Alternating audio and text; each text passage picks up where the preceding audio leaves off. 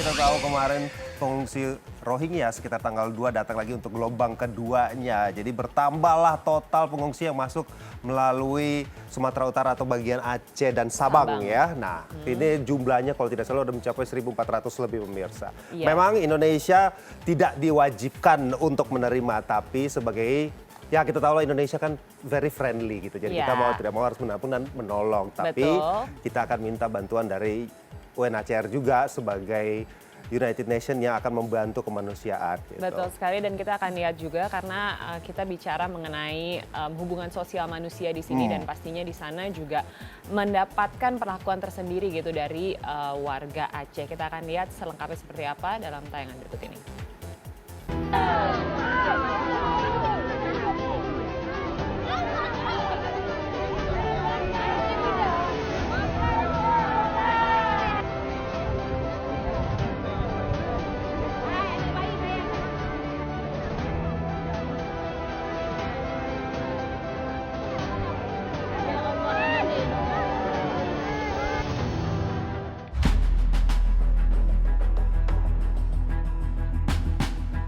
Rekaman video amatir barusan memperlihatkan reaksi penolakan warga Sabang Aceh terhadap kehadiran imigran Rohingya di tanah ulayat mereka. Tenda-tenda penginapan dari para imigran dirobohkan, warga setempat pun seakan tidak lagi sudi untuk menampung masyarakat asing yang kini bisa masuk ke tanah mereka. Seperti yang terjadi di daerah Balohan Sabang misalnya. Aksi emak-emak yang menarik para imigran untuk hengkang dari wilayahnya kini ikut viral dan menjadi perbincangan di dunia maya.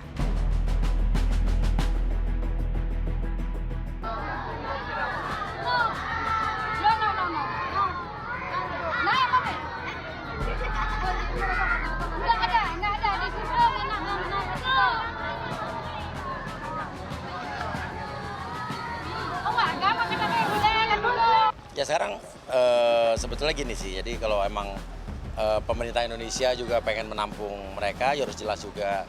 Cuman ibaratnya juga permasalahannya adalah mereka datang itu memang benar terdampar apa sudah tersistem gitu kan. Penolakan warga Sabang Aceh kepada imigran Rohingya tampaknya bukan tanpa alasan.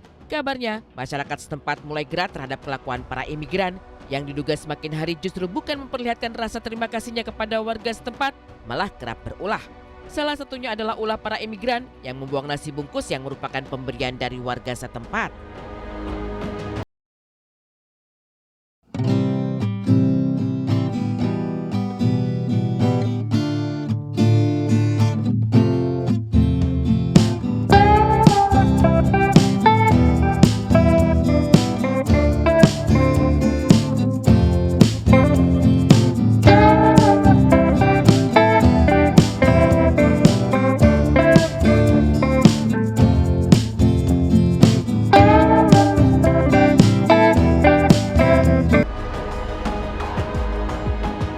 Demi alasan kemanusiaan, setiap harinya para imigran ini memang tidak hanya ditampung oleh masyarakat Sabang Aceh untuk tinggal di wilayahnya, melainkan juga memberi makan.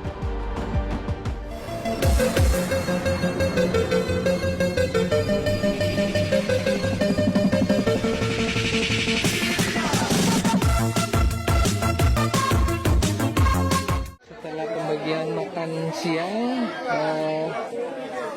anak-anak juga dapat makanan berupa snack tambahan buat mereka, secara khusus untuk anak-anak ada wafer. Tapi kabarnya, nasi bungkus yang memiliki porsi sedikit tidak membuat para imigran cepat puas dan bersyukur. Alhasil, warga setempat pun harus berkorban untuk menyediakan makan prasmanan, di mana terlihat antrian yang membludak untuk makan, meminta jatah makanan dengan porsi yang lebih besar, alias 3 kali lipat dari porsi makan orang Indonesia. Kenapa? What happened? Tidak cukup? Tidak cukup. Ini sedikit? Hah?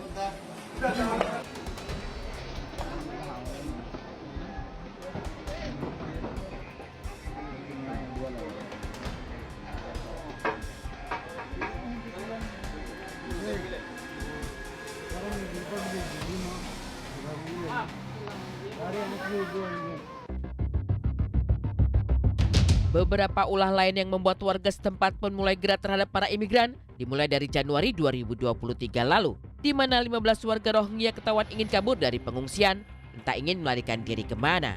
Untungnya, usaha mereka untuk melarikan diri lewat perkebunan warga tersebut berhasil dicegah oleh kepolisian setempat. Kalau aku nggak salah baca tuh bukan di Myanmar, di Bangladeshnya juga mereka udah disediain tempat gitu, dibangunin tempat buat mereka mengungsi di sana. Tapi kenapa mereka keluar dari sana? Sementara itu, di sepanjang tahun 2015 sampai 2023, di Treskrimum Polda Aceh mengungkap ada 32 kasus orang Rohingya yang ditangkap dan ditetapkan sebagai tersangka karena terjerat kasus penjualan narkotika dan obat terlarang. Sedangkan di bulan Juli 2023 lalu, seorang warga Rohingya pun diketahui tersandung kasus pelecehan seksual kepada seorang anak di bawah umur. Kini, sering banyaknya ulah para imigran yang semakin membuat resah warga setempat, gelombang berikutnya telah mendarat di Sabang Aceh, hingga sampai hari ini dikabarkan bahwa jumlah para imigran telah mencapai kurang lebih 1.447 orang. Jumlah ini kabarnya masih akan bertambah, bahkan diperkirakan akan membludak selama bulan Desember 2023 ini. Kalau saya pribadi itu alhamdulillah ya ada saudara kita yang mau terima juga.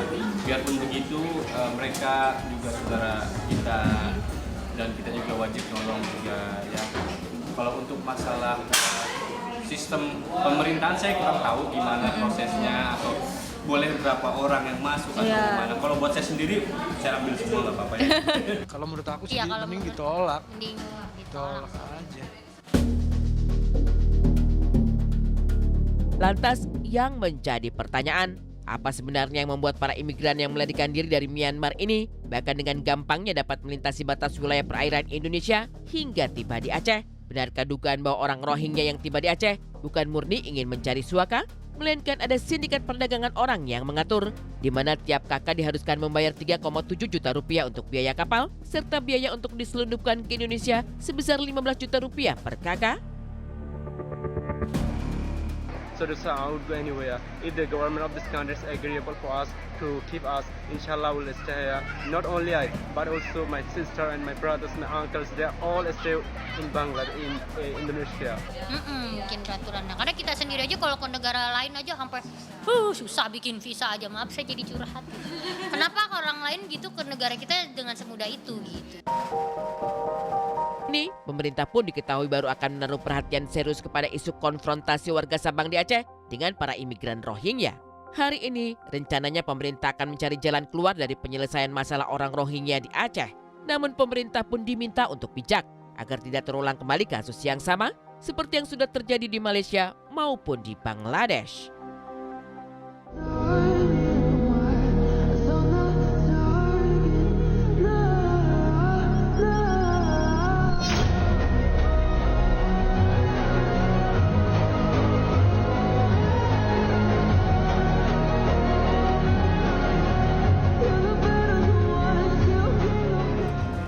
Itu di luar kapasitas saya ya. Cuman yang jelas adalah yang sudah masuk ke sini ya harus dipikirkan mereka harus bagaimana juga.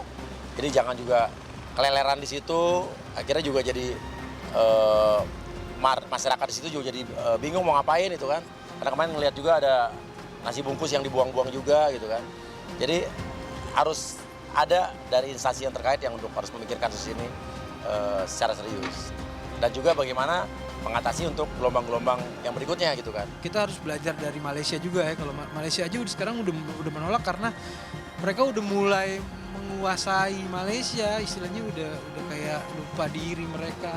Mungkin sebagian jadi ngerinya takutnya nanti di Aceh kayak gitu kan. Ngerinya gitu. Jadi mungkin kita harusnya lebih punya gimana ya pemerintah kita. Ada batasannya gitu.